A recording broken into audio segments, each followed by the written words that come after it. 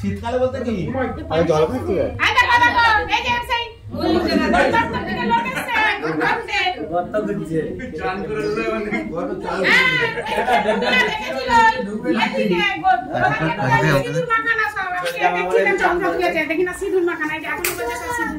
সাপটা সত্যিকারেরই সিঁদুর মাখানা আছে। এই যে এবারে ফোনা তুলছে।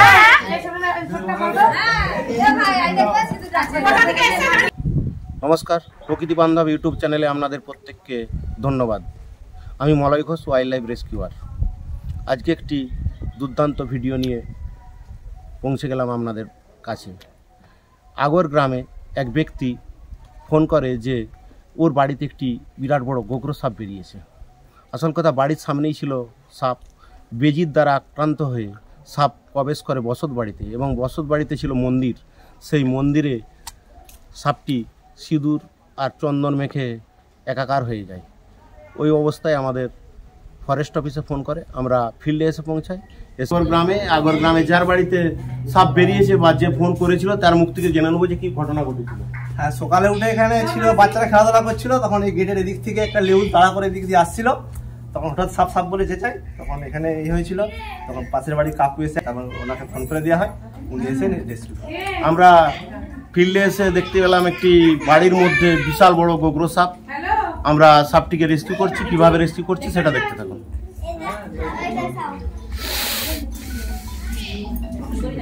এটা এই সিঁদুর পেয়েছে, ও এখানেই কোথাও ছিল, এখানে সিঁদুর লেপা ছিল, এই সিঁদুরের মধ্যে পেয়েছে। একটা থলি দিন, থলি দিন।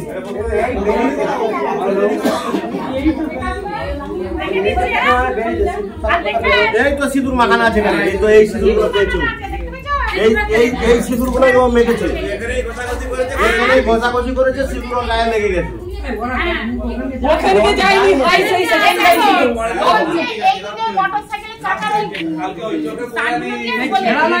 তোমাদের চোখে পড়েনি, এখানেও ঘুরেছে, আগেও ঘুরেছে হয়তো।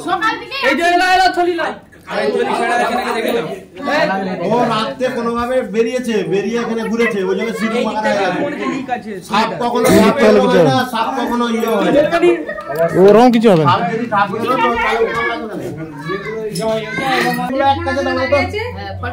এখানটা দাঁড়াও, এখানটা দাঁড়াও।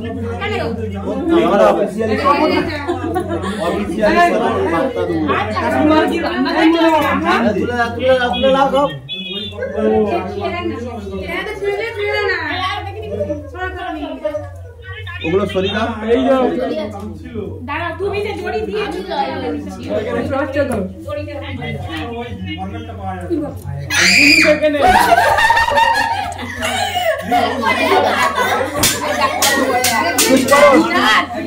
তোমরা চুপ করো, তোমাদের অফিসিয়ালি কিছু সচেতনতা বার্তা দিয়ে দিচ্ছি। এটি হচ্ছে গোগ্র সাপ। এই সাপের বিষের নাম হচ্ছে নিউরোটক্সিন। সাপে কাটলে তিনটে জিনিস মনে রাখবে। নাম্বার 1, 100 মিনিটের মধ্যে নিয়ারেস্ট ব্লক স্বাস্থ্য কেন্দ্র।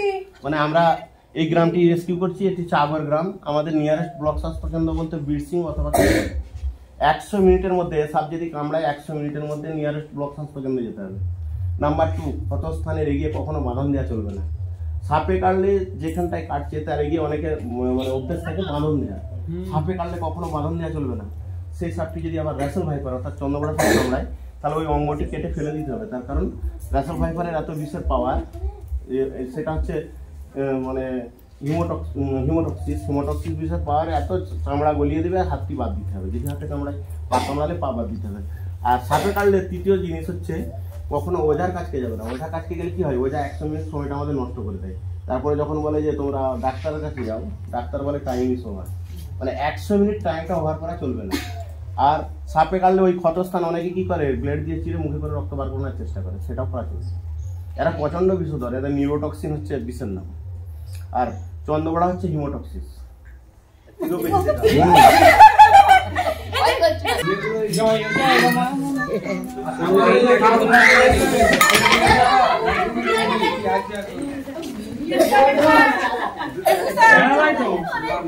বিরাট বড়, এটা পুরুষ।